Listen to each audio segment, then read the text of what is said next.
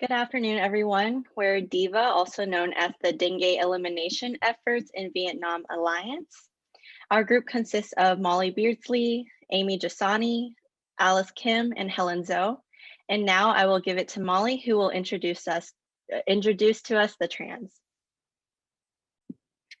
This is Vivian and Cindy Tran. They live in the Mekong River Delta, where the rainy season is May through September and the dry season is October through March. Often during the dry season, their mother worries about having enough water to meet the household needs, and the household water is traditionally rainwater stored in clay jars. Last September, Vivian was hospitalized with severe dengue, and her mother had to take 9 days off of work to take care of her. Vivian's hospital stay ended up at the total of $132.70, which the family had to borrow to pay for since they live on $45 a month, which is similar to 70% of Vietnamese. Dengue is highly prevalent in Vietnam. They have an incident rate of 145 per 100,000. In 2010 to 2012, there were 94,868 cases with 50 deaths. While there are variable outbreaks each year, the Mekong Delta and Ho Chi Minh City consistently have the highest incident rate. Our primary focus is students in urban areas with a secondary focus on women in rural areas within the Mekong and Red River deltas. We chose these populations because students and workers have the highest infection rate of dengue, and women are often in charge of the household water supply. Now I'll pass it off to Amy for outlining issues. Thanks, Molly. So here we have the social ecological model to construct chief complaints and issues surrounding dengue in our target population of children. At the individual level, we see the burden of symptoms and illness that affects them. At the interpersonal level, this can manifest as financial strains for the family and others. And then at the organizational, community, and public policy level, there's a need for supportive policies addressing misinformation and distrust and the spread of disease. And now we'll hand it off to Alice to present our primary preventions. Thanks, Amy. So now I want to set the stage for all of our intervention strategies and primary prevention methods. So this intervention is very multifaceted, and it's going to be divided into the community trust and education, specifically of the women and the children who are at risk, as well as partnering with religious leaders, the primary prevention methods, and strategic distribution of the antibody testing and the vaccine distribution. So fashion and any kind of similar trends are a huge component of any culture, and these can have widespread geographical reach. The known law, or the conical hat that you see here, is widely used in a lot of Southeast Asian countries. And then even in Vietnam, in the rice paddies, it's used to protect against the severe heat in the open area in the fields. And we wanted to avoid the use of insecticides because there's not a lot of research done on the safety as well as the efficacy, and then they're not very environmentally friendly. So we proposed using a sustainable bamboo-based mosquito netting to kind of create a trend of putting it over the conical hat. Another element that we wanted to consider was the school uniforms. Since these are regulated through the government for the education system, we wanted to popularize the use of light colors as well as long sleeves to really protect the entire body, as well as just using long sleeved shirts for the men as well during the primary school. Continuing this theme of using the mosquito netting, we wanted these to be an extra precautionary measure. The morning to the late afternoon is the time of day where the Aedes mosquito larvae are rampant with their biting activity. So these would be used in the households. These were proven to be very effective in bamboo huts in Laos, and they can also be covered over any kind of living mat, some beds, any sort of hut. Next, we wanted to incorporate the use of biological agents and predatory control of the Aedes species. So cyclopoids, specifically the mesocyclops, is a crustacean that is a key vector, or the larva is the key vector in the dengue transmission. And these crustaceans have been proven to be very effective in kind of mitigating that spread. So you can see a picture here of them consuming the mosquito. And we would implement the use of placing these crustaceans in those jars and other open containers that are sources of transmission because they're stagnant water. So this has been proven to be very effective in controlling those breeding grounds. But the crustaceans, although effective, can be kind of fishy and they might not really appeal well to the women and children. So we decided to take a novel approach of the guppy fish, and combined with our educational approach with the women and the children, we would give out free guppies, which are a very cost-effective solution. We would place them inside the jars, and hopefully those would also consume the Aedes larva colonies. And lastly, a significant problem that we've seen in the COVID-19 pandemic is in misinformation. This creates a false narrative surrounding vaccines as well as the nature of the disease. So this spurred us to prioritize media as a key intervention strategy. We found that the Vietnamese messaging app Zalo is a very popular option. As you can see in this chart, it surpassed Facebook Messenger, Snapchat, Skype, and in usage across all age groups. And ideally, we would have a partnership with Zalo that establishes us as verified users so that we can initiate some easily digestible, user-friendly, and most importantly, fact-checked educational content. This slide kind of is a screenshot of what we envision. Hopefully, we can create these widely shared text chains that users share across their social as well as their family groups. And these, as you can see, are very reader-friendly and quickly digestible. So hopefully Vivian and Cindy will be able to convince their mother to allow them to get the vaccine. And now I'm going to pass it on to Amy for our vaccination strategies. Lastly, we hope to help children like Vivian and Cindy with a vaccine pilot program. We decided to do vaccines because first, they have shown a dramatic decrease in hospitalizations in where the areas that they are used. And secondly, when we are collaborating with the government, there's also an issue with vaccine uptake for other diseases. So by piloting this vaccine, we hope to also increase uptake of them as well. So we will be targeting the specific cities of Hanoi and Ho Chi Minh. That's because these are very high seroprevalence areas, and the WHO recommends that the vaccine be rolled out in only high seroprevalence areas at this time. We will require a seropositive test before vaccinating the children. And our school-based information sessions are going to use the health belief model to educate parents about the vaccine. We're going to address perceived susceptibility, severity, benefits, and barriers, and also work to support through local leaders, which we will explain in further slides. To incentivize the vaccine program, children that take part in the serotyping and vaccines will receive a local dessert and meal voucher. And this has been a proven way to increase vaccine uptake. So as we all know, addressing vaccine concerns is important now more than ever. And in our seminar on Wednesday, we learned a framework in which we can use to address these concerns. They model the pillars of confidence, convenience, complacency, calculation, and collective responsibility. We have addressed each of these by the following. In confidence, we're hoping to partner with religious folk leaders. Though much of Vietnam identifies as not having a religion, there are many who practice Confucianism, Buddhism, and those local leaders will be key to uptake of our vaccine. We're also going to provide it through schools with our partnership with the government, and by educating on household transmission risk and the medical costs that can be saved, we hope to have higher uptake of the vaccine. So as DIVA, we will be working with many different entities. With our mesocyclops and guppies, we will be working a lot with women who are primarily in charge of gathering the water and storing them. We're also going to be working with multiple entities for vaccines, media, sustainable bamboo garments, and we will also have a lot of cultural sensitivity training and humility. We plan to do this by working with NGOs that are already in the region, including UNICEF and WHO, and a specific one called the Health Education Initiative. They have teachers that are based at the exact sites that we want to roll out our vaccine program as well. And lastly, we will be working very closely through permission and policy with the Ministry of Health and Ministry of Education. In our budget, our initial funding consists of three categories that focus on urban and rural interventions.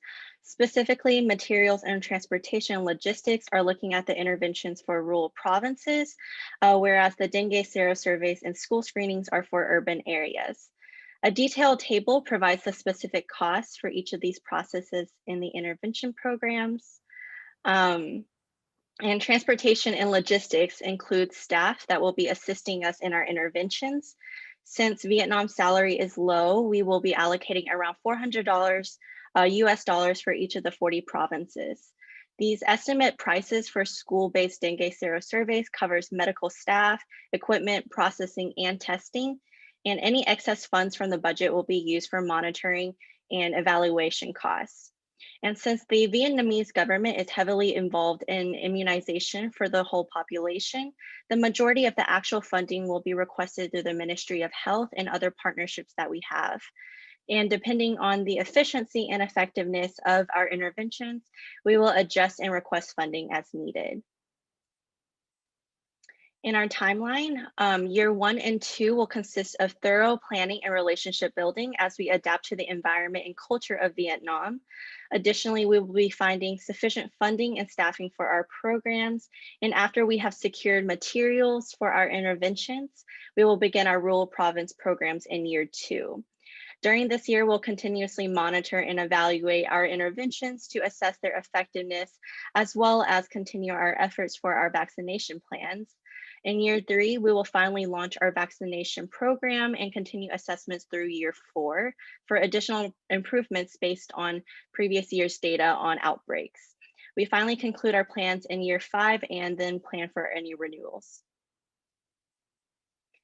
To assess the effectiveness of our interventions and vaccination plans, we will utilize disease surveillance by serological and virological testing.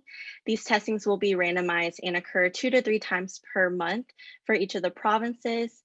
And looking at infection rates for each of the province, we can see the likelihood of any outbreaks and trends of incidence rates. The mosquito population surveillance will be used to assess effectiveness of dengue preventative measures with our interventions. So how well are clothing, netting, and guppy fish working?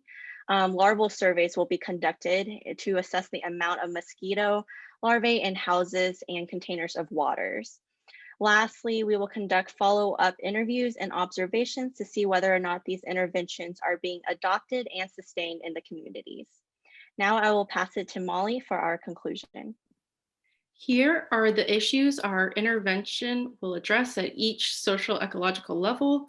At the policy level, we are advocating for uniforms and vaccines. At the community and organization level, we are working with the community to promote vaccination.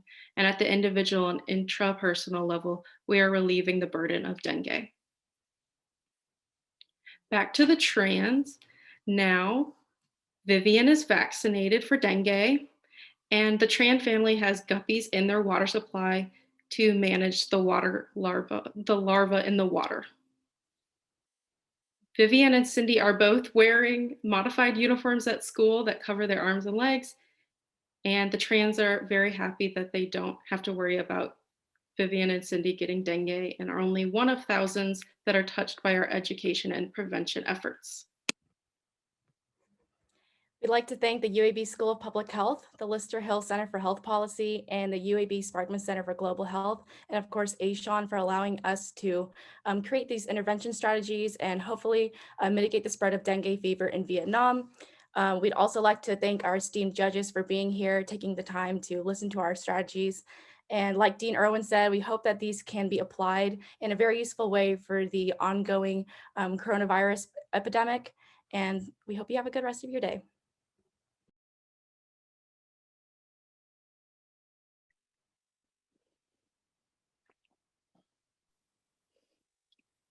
Great, thank you. That was amazing. And we really, I enjoyed listening to and appreciated your use of different frameworks. That was great. I wanted to ask a little bit more about like how you're going to know whether this project is successful. What are your kind of key indicators that you're going to be assessing? And I wonder if you're going to be able to disentangle which parts. You've got like a multi-component intervention here. So are you going to be able to disentangle what's working and what's not working? So this kind of goes into our plan for the monitoring and evaluations. We'll Mhm. be having monthly surveillances, and currently in the Vietnamese government, they have immunization days for a lot of the provincial areas, so more rural areas, and those occur 2 to 3 times per month. And our team, hopefully through our partnership with the government, will be able to go out at these times and conduct our surveillance so that we'll have a constant track of how well our interventions are working in specific areas that we have worked closely with. And this will give us a better idea of any adjustments that we need to make. Additionally, we'll also have population assessments, which we plan to conduct at the beginning of our intervention, in the middle, and at the end. And we want to gather qualitative data on what our target population thinks of the interventions and which ones we need to finance more for subsequent years.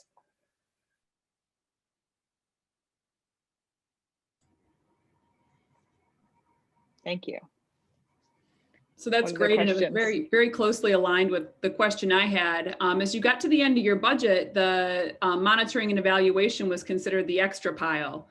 But it sounds like monitoring and evaluation might be a pretty important part of the overall strategy.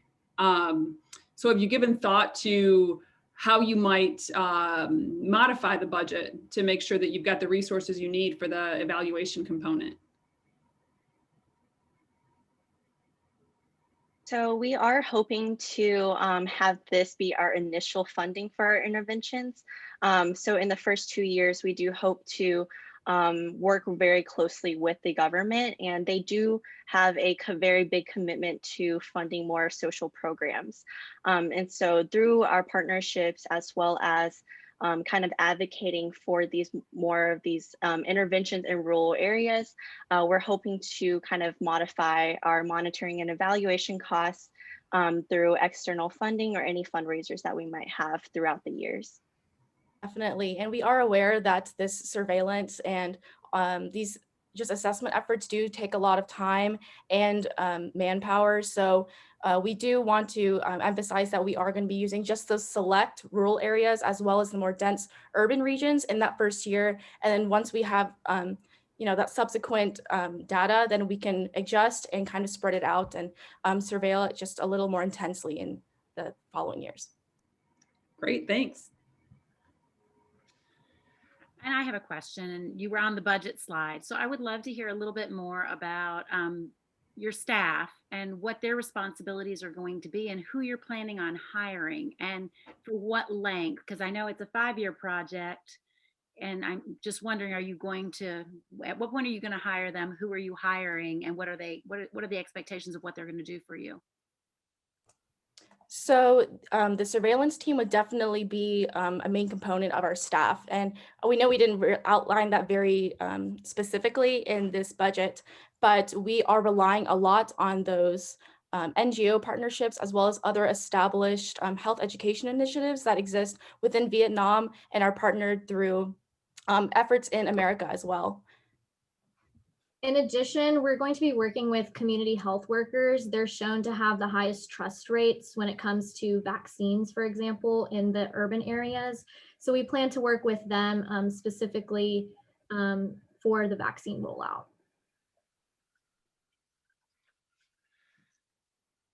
I have a question. Thank you. Well, I have a couple of questions, but I'll ask one, and then if there's time, I'll come back to a second one. What is the relevance of your program for the prevention and control of dengue in the United States?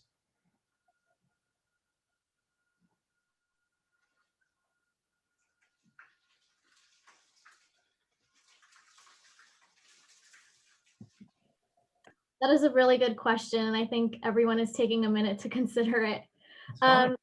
First thing that comes to mind for me is specifically the vaccination program. I think one of the strengths we have is we looked at the seminar we had on Wednesday addressing vaccine hesitancy, and considering each of the pillars defined how we're going to address local perceptions of dengue through like media usage and things like that, and figuring out how we can best address those with our strategies. Yes, and I think that it's also important to definitely be cognizant of those parallels in Vietnam and America. In the United States, dengue fever is, it exists in the continental region, but it's also very rampant in the areas such as the US Virgin Islands and Puerto Rico, and just the surrounding islands. So I think that one thing that's similar is that it's very rampant in the coastal regions, but also we found that travelers were a huge source of the dengue transmission. So maybe having some sort of screening process might be useful, but it would be difficult because of the what's it called, the infectious period being very, like, the incubation period being kind of long after infection. Yeah, to tag on to what Alice said, we specifically did children in Vietnam in our target areas because that's where there's a high seroprevalence. But if we were looking at other areas of the United States, if we want to do vaccinations, we look at where there's high seroprevalence and then what populations are being affected, and then we can do a similar vaccination model from there. And as well as our primary preventative efforts are very sustainable, and they've been used in a lot of different global communities. For example, the guppies have been used in India. So there are ways that we could think about putting those in other global communities, like in the United States too. Thank you.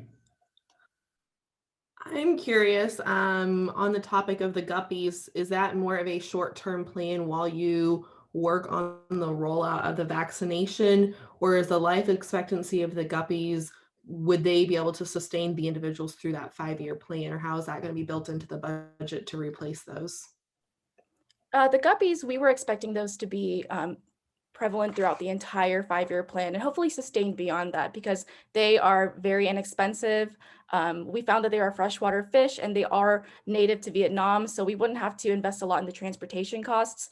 Very ideally, we would have to supply a minimal amount to each community, and we expect that they would be able to reproduce at a very reliable rate, and hopefully we can sustain that for the children, women, and spread that into different villages and communities. Thank you.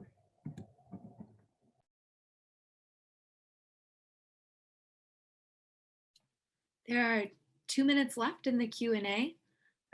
We had one submitted from the audience, but it was also about logistics of guppies. So you already covered it. I have another question. You mentioned working with religious leaders, or in this case, oftentimes kind of non-religious leaders, but in that area. So how would you go about, if you guys could describe for me, how do you engage religious leaders and really what's your ask of them?